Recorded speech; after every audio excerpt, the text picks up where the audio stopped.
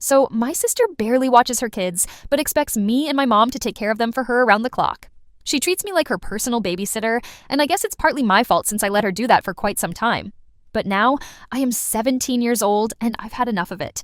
I'm gaining more independence and becoming more aware of how tired I am from constantly watching her kids while she goes off to do her own thing. To make matters worse, she even has me blocked on her social media accounts because she doesn't want me to see all the fun she is having while I am stuck at home with her kids.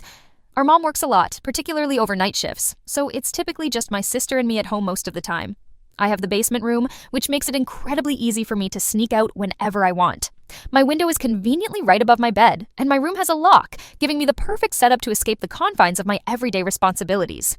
I never leave for extended periods. Usually, I just go out for a few hours during the weekdays to hang out, drive around, and unwind with my friends. Sometimes on the weekends, we hit up a party or two. Now, you might be thinking it's not right or safe for me to leave, considering someone should be watching the kids. Well, you're probably right to some extent, but I feel trapped. My sister came home last week from one of her nights out. Her kids, aged 7 and 4, were thankfully tucked safely asleep in their rooms. I suppose that's more of a relief than anything that the kids were safe, because usually their mom wouldn't entirely make sure of that. Once home, my sister wanted to come into my room for one reason or another, but she found the door locked. Finding the door locked set her off, and she began knocking and pounding as best as she could, desperate for me to open up. Eventually, it dawned on her that I wasn't inside, and she got upset. Feeling her anger boil over, she immediately decided to call and started demanding to know where I was, like she had the right to keep tabs on me. Sure, she might have caught me off guard by catching wind of my secret escape plans, but I wasn't ready to jump to her beck and call, babysit for free, and play mom when I had my own life to live. I'd been there, watching her kids, each time thinking it was the last minute that I'd put my plans on hold. Not anymore. Not since I watched her walk away with ease, thinking her kids had a load off her back when she stepped out the door to enjoy her day or night. Yeah, maybe I made it easy by sticking around and shouldering the weight. Knowing her kids were thankfully asleep that night wasn't my saving grace for sneaking out, because it didn't make it right. But living like this, a free babysitter at her whim, isn't what I signed up for. That night served as the breaking point of our unspoken contract, where I felt like more than a teenager. My life had turned into an obligation, where I was contracted to care for her responsibilities. Of course, these thoughts didn't occur until after she had called, raising her voice, fuming, quite possibly more over being busted and having to face the reality that she can't party carefree without accountability for her children. And here I was, breaking free, literally crawling out the window to catch a breath while she locked me in a cycle of babysit, rinse, repeat. Her behavior was exasperating. Demanding my whereabouts over the phone only fueled the fire and deepened the realization of our current arrangement's flaws. How did we get here, where her being absent at party after party became acceptable? Honestly, I forgot what my weekend plans looked like without babysitting looming over my head. The lock on my door, a barrier both literal and metaphorical, was both locking her out of my life plans and sending a message that I have my life, choices, and social outings, just like everyone else expects at my age.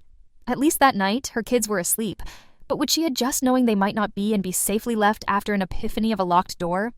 And above it all, there was me left questioning whether this arrangement was ever about love or just duty. Like a one-sided game I knew too well and grew too tired to keep playing. Since I have the basement room, it's really easy for me to sneak out because my window is right above my bed and my room has a lock. I usually don't leave for long, just a few hours to drive around and unwind with my friends during the weekdays. Sometimes, on weekends, we party. Let me tell you, those nights of freedom mean the world to me because it feels like that's the only time I can breathe without feeling chains around my ankles. It's more than just the exhilaration of sneaking out. It's about reclaiming my own life for a little while. My sister, who should rightfully be the full-time caregiver to her own kids, assumes I'll just be there, on call, to step in every time she needs a break or decides to go out. But at 17, I have aspirations and longings of my own. Having a social life, being with friends, and exploring the world outside these four walls has become vital for me, and feeling confined inside the house has taken its toll. Last week, something about my sneaky escapade went off script. My sister returned home from her night out, expecting her usual setup, the kids safe in bed, and me available as backup. But her expectations didn't align with reality this time. The kids were tucked in, sound asleep, and that much was fortuitous, I guess. In her usual routine, she went to my room for whatever reason. That's when she found my door locked. Like a rapid transition from sleepy ease to chaotic frenzy, she started pounding on the door. Of course, I wasn't there. The realization hit her, and immediately the phone calls started. She was angry, demanding to know where I was as if I owed her explanations about my own life. In that moment on the phone, being grilled about my whereabouts, I had a flash of indignation. Why did I have to be at her call whenever she decided she wanted a break from her parenting duties? Her outburst shouted blame, ignoring the gaping hole in our roles here. I'm not the parent. I dodged her questions, let her voice fade into my background while I focused on the freedom I clung to, even if just for those few borrowed hours. Caught somewhere between guilt and necessity, I was aware neither of us were right in how this arrangement played out. But as I hung up, I resolved to stand my ground. If last-minute calls meant I was on borrowing time for myself, then I wouldn't be tracked or cornered so easily anymore. Despite the drama, I was determined not to feel guilty for living as much as a 17-year-old responsibly could, regardless of how skewed our lines of duty had become. I told her it was none of her business, which only seemed to infuriate her more. And she said I left her kids alone at home. Inherently, her accusation was laced with panic, as if trying to make me see reason through her lens. I pushed back, asking how that was my responsibility when she didn't even verify if anyone was at home before she left. Her oversight was paramount, I argued, and if anyone should shoulder the blame, it was her. Naturally, she didn't see it that way. Her voice escalated over the phone, each word a sharp retort, emphasizing what a terrible and irresponsible decision I'd made. I was forming my defense quickly, trying to make it clear that just because I was home most days didn't mean I was at her dispense on a whim. It wasn't fair to expect me to drop everything without notice whenever she felt like slipping away for a good time. She rebutted with this notion that my actions could have endangered the kids, which, in hindsight, might have had some merit, though I'd never intended any harm. Chaos whipped through the phone line like an electrified storm, our voices clashing without resolution, her words pressing against my own boundaries and determinations. As I listened to her, my patience wavered but never gave way entirely. Her anger felt misplaced, unfair, even, placing upon me a responsibility she shouldered by choice when she decided to be a mom. Her persistent need to control me only fortified my resolve. I was not having it. Realizing the argument was cycling, rounds of blame without any true understanding, I decided I had had enough. Neither of us could claim the moral high ground in this situation. I was over it, tired of always being seen as the reliable bailout for her parental gaps. If you didn't know I left, maybe that's all the more reason you're not doing your part. I finally mustered with more clarity and calm. Then, without further unnecessary exchange, I disconnected the call. In the stillness after, I let the rare quiet speak louder than any words we had tossed between us. With nagging inhibition about whether I'd crossed lines, I convinced myself truth was necessary, even inconvenient truths, and beneath it all, I deserved pieces of life unhindered by unwelcome authoritative intrusion. Hanging up with the realization that I wasn't going to shrink back into the background anymore was liberating. I wasn't abandoning my family. Far from it. I was claiming that space needed for a dance only I could choreograph during these fleeting days of early freedom. It was in this calm aftermath, when my sister was left with tumultuous thoughts and outrage, that it set the stage for what would come next.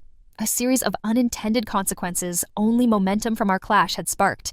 I'd stirred a hornet's nest, unaware of how far-reaching the ripple would spread in our family's dynamic, unearthing truths buried long in coexistence. Feeling the burn of my sister's accusations, I seethed quietly, replaying the night's confrontation in my mind. Her betrayal gnawed at me, calling our mom in a fit of anger rather than addressing our issues directly. I marinated in my frustration for a while, considering the imbalance in our sibling dynamics. She had cornered me, expecting a continuous and unquestionable sense of obligation, but that was over. It didn't take long before a determination flickered within me, nudging me to unfold truths that simmered beneath our surface-level squabbles. I knew precisely where my leverage lay, an untold narrative I'd overheard and tucked away.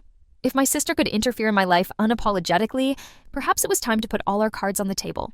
During one of her many conversations over the phone, echoed through thin walls, I overheard my sister dreaming aloud, planning for a future tangled with more complexities than she seemed ready to handle. Her intention to have another baby, specifically with her children's father, nailed itself into my memory. The notion appalled me at the moment. It struck as naive and detached from reality.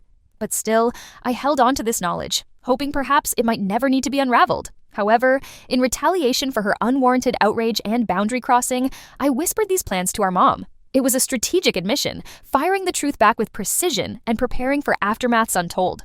I had hoped it would force my sister into reevaluating her choices, thinking perhaps a reality check was overdue.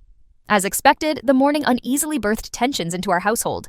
Our mom, startled by her revelations unfolding over breakfast conversations, not meant to air such reality, confronted my sister. I listened from the shadows as their voices rose and fell, indignation battling attempts at justification.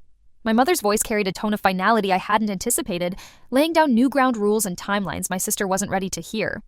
Unbelievably, as they argued, it became clear the truth was harsher received than ever intended. My quiet revelation cascaded into our shared world with unexpected ferocity, shaking foundations built upon silent understandings and unspoken responsibilities. My sister's cries of unpreparedness rippled forth amidst her fear, but as our mom inscribed her decree onto this growing discord, the realization sank in.